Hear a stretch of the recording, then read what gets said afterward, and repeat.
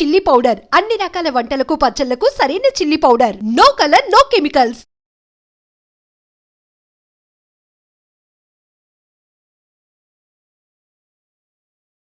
నమస్కారం, welcome to iDream. Dharma Margam with Vijitha కార్యక్రమానికి స్వాగతం. ప్రస్తుతం మనతో పాటు ఉన్నారు ప్రముఖ ఆధ్యాత్మికవేత్త, జ్యోతిష పండితులు సుభాష్ శర్మ గారు. ఇప్పుడు గురుగారితో మాట్లాడి మరిన్ని విషయాలు తెలుసుకుందాం. నమస్కారం గురుగారు. గురుగారు, మనకు ఈ సెప్టెంబర్ నెలలో చంద్రగ్రహణం రాబోతుందని చెప్పి వింటున్నాము. అయితే అది 7నా 8 అనేది ఒక క్వశ్చన్ మార్క్ లా ఉంది చాలా మందికి. మళ్ళీ ఈసారి రాబోయేది చాలా పెద్ద గ్రహణము అని చెప్పి, చాలా రాశులు నక్షత్రాల వారిపైన ప్రభావం ఎక్కువగా ఉంటుంది అని చెప్పి చెప్తున్నారు. ఇంకా ప్రభావాన్ని మనం ఎలాగూ తగ్గించలేము, కానీ దానికి ఏదో ఒక పరిహారం చేసుకొని బయటపడే అవకాశం ఏదైనా ఉంటుంది కదా, అది కూడా వివరించండి. తప్పకుండా తెలియజేస్తాను. ముందుగా ప్రేక్షకులందరికీ శ్రీమాత్రే నమః, శ్రీ గురుభ్యో నమః. ఓం జ్ఞానినాంనపి చేతాంసి దేవీ భగవతీ హిసా బలాయ కృషమోహాయ మహామాయ ప్రయశ్చతి. ఇప్పుడు రాబోయేటటువంటిది సెప్టెంబర్ 7వ తారీఖు సంపూర్ణ చంద్రగ్రహణం. ఇది భారతదేశంలో అంతటా కూడా కనిపిస్తుంది కాబట్టి భారతీయులందరూ కూడా దీని యొక్క నియమాలు, కట్టుబాట్లు అన్నీ కూడా పాటించవలసినటువంటి అవసరం మనకి ఎంత మాత్రం ఉంది. అయితే ఈ గ్రహణము ఎందుకింత ప్రాధాన్యత అంటే, నిజానికి గ్రహణము అనేటటువంటిది పుణ్యకాలమే అని పేరు తప్ప, గ్రహణము అంటే భయపడాల్సిన పని ఏం లేదు. ఎందుకు అని అంటే కనుక, ఈ సమయంలో మానవులందరూ అంటే మనుషులందరూ కూడా భగవంతుని ఆరాధించేటటువంటి ఆద్యంత పుణ్యకాలము అని దీనికి పేరు. ఇది పుణ్యకాలము అన్నదానికి అర్థం ఏంటి? ఆ సమయంలో మనం ఏదైతే దేవతా క్రతువులు చేస్తామో, మామూలు రోజులలో చేసేదానికి గ్రహణ సమయంలో చేసేదానికి చాలా తేడా ఉంది. మామూలుగా చేస్తే 10 ఫలితం వస్తే, గ్రహణ సమయంలో చేసేటటువంటి పూజాది క్రతువులకు, పారాయణాలకు, యజ్ఞయాగాదులకు 1000 ఫలితం దక్కుతుంది. ఎందుకంటే గ్రహణ సమయంలో భగవంతుడి యొక్క శక్తి తక్కువగా ఉంటుంది, క్షీణిస్తూ వస్తుంది. భగవంతుడు కూడా ఘోష పెడుతూ ఉంటాడు. ఆ సమయంలో మనము చేసేటటువంటి పారాయణాలు, మనం చేసేటటువంటి యజ్ఞయాగాదు, మనం చేసేటటువంటి జప తప హోమాది క్రతువులు భగవంతునికి శక్తినిచ్చేటటువంటివి. కాబట్టి ఇక్కడ మనం చేసేటటువంటి ఈ ఫలితానికి గ్రహణం విడిచిన తర్వాత ఎవరైతే భగవంతుడి యొక్క అనుష్ఠానం చేశారో ఆ తర్వాత వాళ్ళకు విపరీతమైనటువంటి పాజిటివ్ ఎనర్జీ కలుగుతుంది. అందుకే గ్రహణ సమయంలో చేసేటటువంటి జపతప హోమాలకు విశేషమైనటువంటి పుణ్య ఫలితం కలుగుతుంది అని శాస్త్రము. అలాగే ఈ గ్రహణం చంద్రగ్రహణం అంటే రాత్రి సమయంలో పట్టేటటువంటి గ్రహణం. ఏ సమయం నుంచి అన్నారండి? రాత్రి 9:56 గ్రహణం ప్రారంభమవుతుంది. గ్రహణ వేదకాలము అనేటటువంటిది ఒకటి ఉంటుంది. ఈ గ్రహణ వేదకాలం మధ్యాహ్నం 1 గంటకు ప్రారంభమవుతుంది.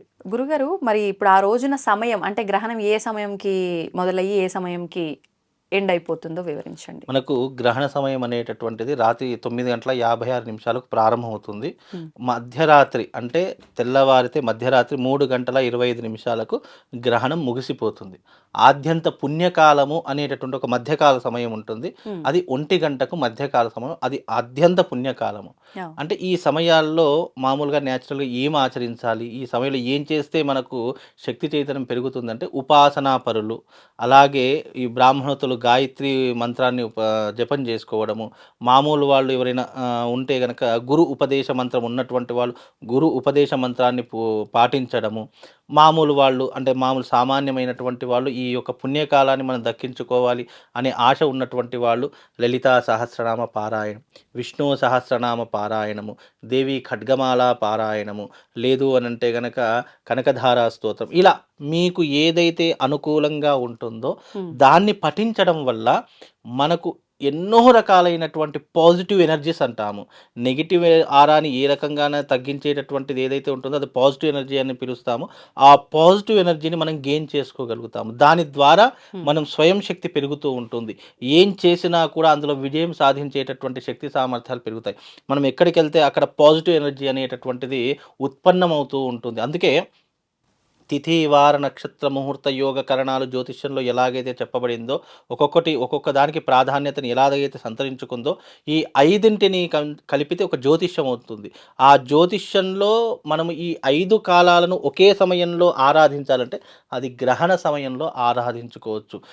ఆద్యంత పుణ్యకాలంలో చేసే ఏ జపతప హోమాలకైనా రెట్టింపు ఫలితం తప్పకుండా ఉంటుంది. అందులోనూ కొన్ని రాసుల వారికి శుభ ఫలితాలు, కొన్ని రాసుల వారికి అశుభ ఫలితాలు అనేటటువంటివి జ్యోతిష శాస్త్రంలో చెప్పినటువంటి విషయాలు. ఎందుకంటే గ్రహణ సమయం అనేటటువంటిది కొంతమందికి అదృష్టాన్ని కలిగిస్తే మరికొంతమందికి కొన్ని రకాలైన ఇబ్బందులు కలిగిస్తాయని మనకు శాస్త్రం చెప్పినటువంటి అంశం అండి. మరి అంటే ఈసారి ఎటువంటి రాసులపైన నక్షత్రాలపైన ప్రభావం ఉంది, ఎవరికి మంచి జరగబోతోంది అంటారు?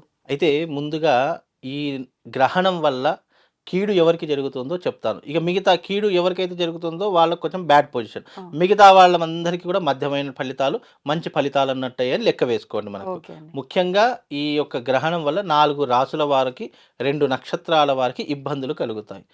ఈ యొక్క గ్రహణ సమయం అనేటటువంటిది శతభిష నక్షత్రంలో ప్రారంభమవుతుంది, పూర్వాభాద్ర నక్షత్రంలో అంతమవుతుంది.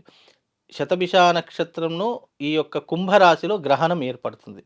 కుంభరాశికి కుంభరాశిలో ఏర్పడుతుంది కాబట్టి కుంభరాశి వారు ఈ గ్రహణాన్ని చూడకూడదు. కుంభరాశి వారికి కీడు ఏర్పడుతుంది.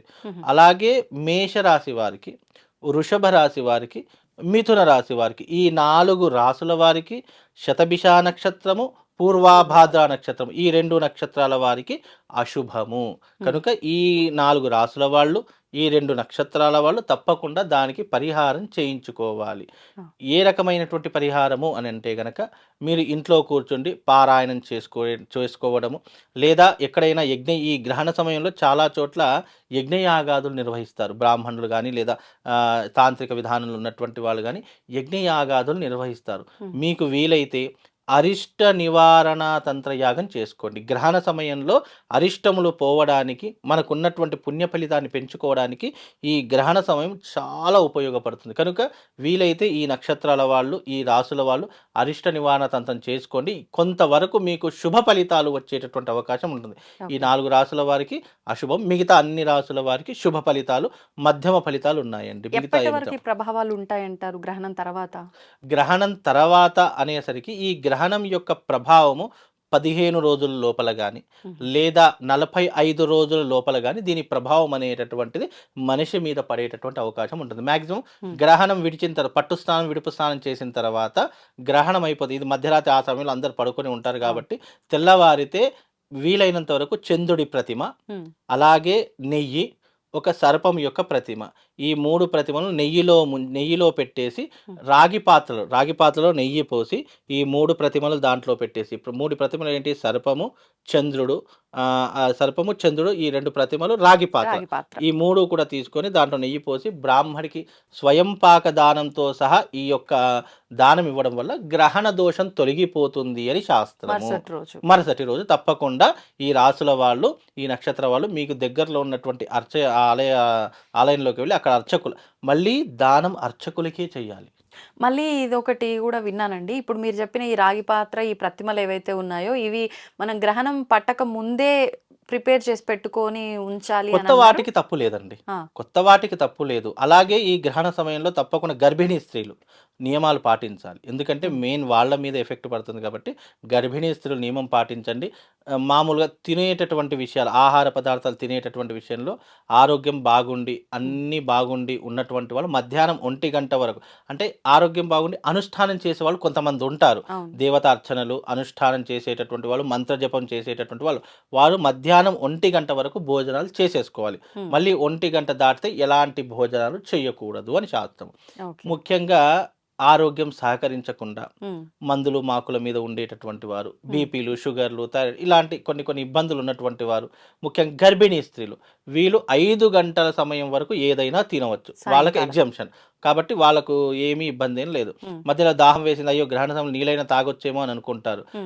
నిజానికి నీళ్ళు కూడా తాగకూడదు. ఒకవేళ తాగాల్సి వచ్చినది ఉంటే గనక దాంట్లో తులసి దళం వేసుకొని ఆ నీళ్ళని తాగండి, దానికి దోషం ఉండదు. కాబట్టి మీరు ఒక బాటిల్లో కానీ నీటి బిందెలో కానీ తులసి దళం వేసుకోండి. ఒకవేళ దాహం వేస్తే ఆ నీళ్లు తాగొచ్చు, దానికి దోషం లేదు. మరి ఇప్పుడు చిన్న పిల్లలు అంటే పసిపిల్లలు ఫీడింగ్ బేబీస్ వాళ్ళకి ఉంటే ఏముండదు. వాళ్ళకేం వర్తించదు. వాళ్ళకి అసలు ఏమీ వర్తించదు. ఓకే. 5 సంవత్సరాల బిలో ఉన్నటువంటి పిల్లలకు గ్రహణ దోషం ఏది వర్తించదు. వాళ్ళు యాజ్ ఇట్ ఈస్‌గా పాలు తీసుకోవచ్చు. లేదు అంటే మామూలు పడుకుంటే గనక వదిలేయొచ్చు. మిగతా వాళ్ళకి అసలు గ్రహణ దోషం అనేటటువంటిది ఉండదండి. పెద్దవాళ్ళకు. ఎందుకంటే చిన్నపిల్లలు దేవుడితో సమానం. వాళ్ళకును అంటే జ్యోతిష్యము కూడా వర్తించదు కాబట్టి గ్రహణ దోషం కూడా వర్తించదు.